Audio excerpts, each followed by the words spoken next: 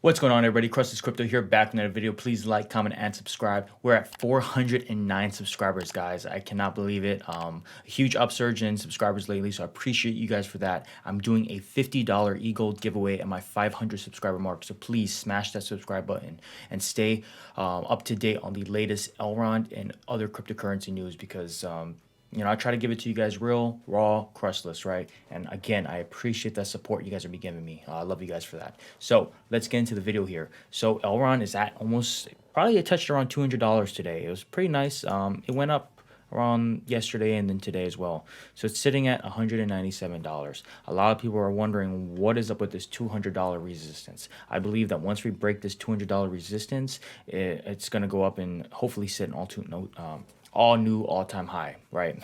Can't talk. But anyway, $197 is important to understand because we are slowly building resistance levels, guys. I mean, yes, we went all the way up to about $240, right?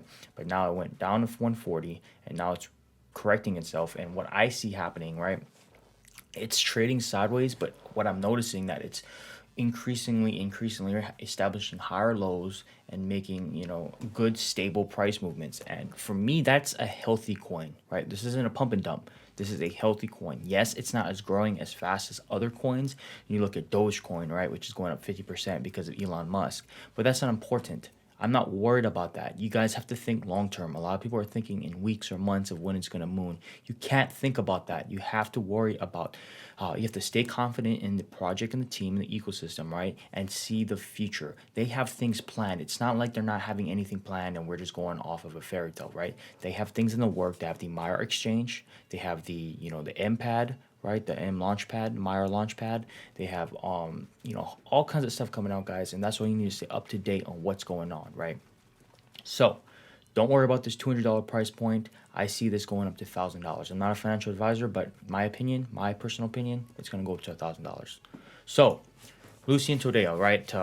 He actually made a very good Twitter post about liquidity. Now, a lot of people don't realize or understand what liquidity actually is, right? And when it comes to the Maiar Exchange, that's what it's going to be moving the market, right? So like PancakeSwap, think of Sushi, think of Uniswap, they all use liquidity, right? So a lot of people don't understand what liquidity actually is.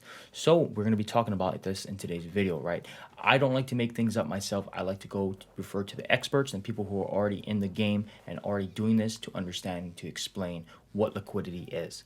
So Lucian Todea is going to break it down for us, right? I'm gonna read this to you guys, and I'm going to kind of understand and kind of analyze it and give you my, you know, kind of translation, how I interpret it, right? So, all right, guys, so let's get into liquidity pools. I had to cut because I couldn't find the actual post. So, number one, right, as we are getting closer to launching the Maiar Decentralized Exchange, a thread about liquidity pools and impermanent loss seems required for those new to the decentralized finance space and decentralized exchanges and swapping, right? So people don't understand, when you're using PancakeSwap to swap for SafeMoon or other kind of coins on that ecosystem, you're using liquidity, right? And the Maiar Exchange is going to be using this, and he's going to be explaining it to us here. So what are liquidity pools, essentially? A liquidity pool is a smart contract, okay, that locks tokens to ensure liquidity for those tokens on a decentralized exchange.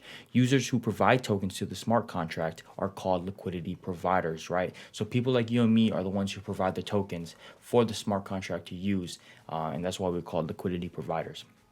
So how do these liquidity pools work? The liquidity pool holds two tokens in a smart contract to form a trading pair. Let's use EGLD and Binance USD as an example, right? And to make it simple, the price of EGLD can be equal to $200 Binance USD.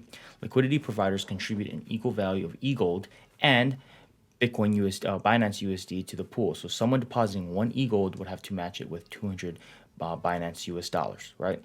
So liquidity in the pool means that when someone wants to trade EGLD, right, for BUSD, they can do so based on the funds deposited rather than waiting for a counterparty to come along to match it, right? So again, because of that liquidity in the pool, guys, if somebody wants to trade, they're going to be able to trade it based on the funds deposited, and they don't have to wait, right, for someone else to come and match that that amount. So number 5, the liquidity pools emerged as an innovative and automated way of solving the liquidity challenge on decentralized exchanges, right? They replaced the traditional order book model used by centralized crypto exchanges by using automated market makers. Liquidity providers are incentivized for their contribution with rewards, right? You get rewards because you're a liquidity provider and providing those tokens. When they make a deposit, they receive a new token representing their stake called a liquidity pool token or LP token. In this example, the LP token will be the EGLD Binance USD, right?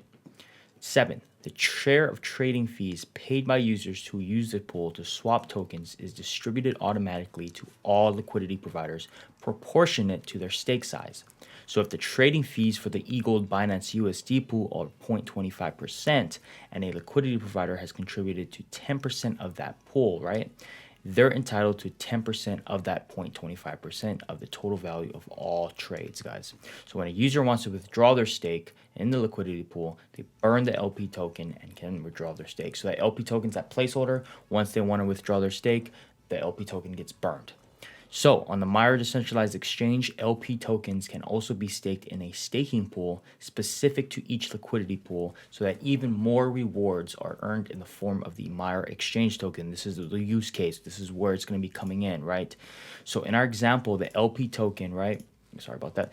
So in our example, the LP token, EGLD Binance USD, can be staked in the EGLD Binance USD staking pool to earn MEX. So that MEX is going to be that rewards.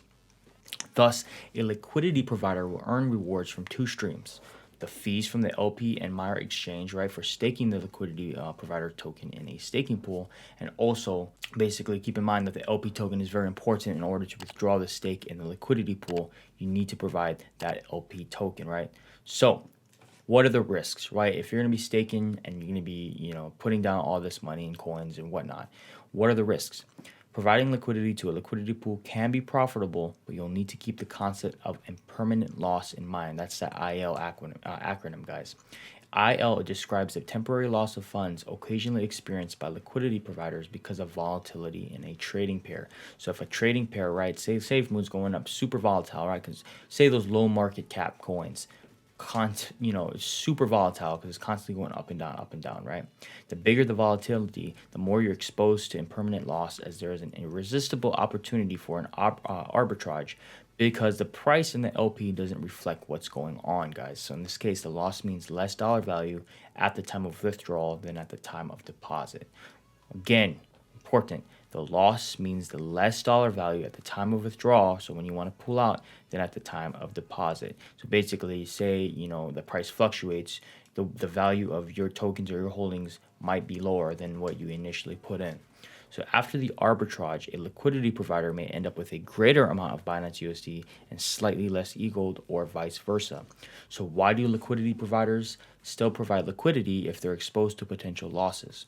Well, impermanent loss can still be counteracted by trading fees and MEX rewards. Again, guys, so those are the incentives.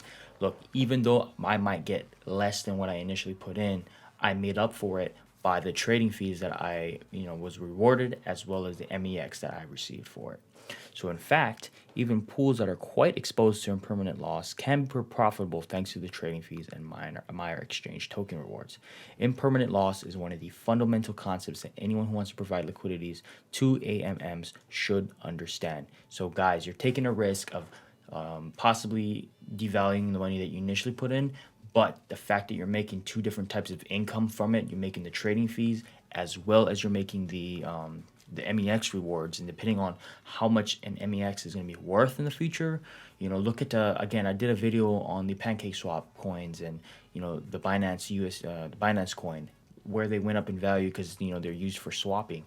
I mean, guys, essentially the Maiar Exchange token could be $1, $20. We don't know what the actual market cap will be, so that's important to understand, guys.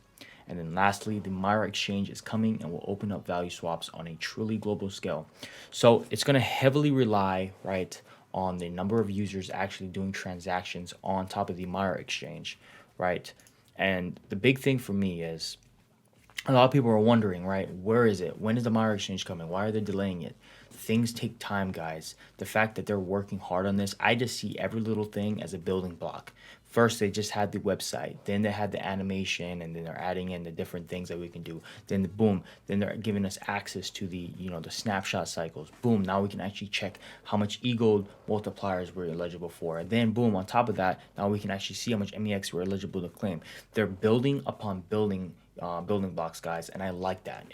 We're literally seeing the process unfold itself in front of us, and to me, that's powerful. That's awesome. I'm glad I'm in it, and I'm super glad that I'm in EGLD right now, because I appreciate the fact that the developers are being transparent with us and they're working hard. So a lot of people don't understand that the reason why EGLD's not going up as much as it should be, they're not really focused on the marketing. They're not paying for advertisements. They're not paying for any of this people to show the coins, right? Maybe they are, but not to the scale of other coins, right? Or SafeMoon, whatnot, etc. So it's important to understand, right? They're trying to work on the token. They're trying to work on the ecosystem, the technology. The marketing can come later.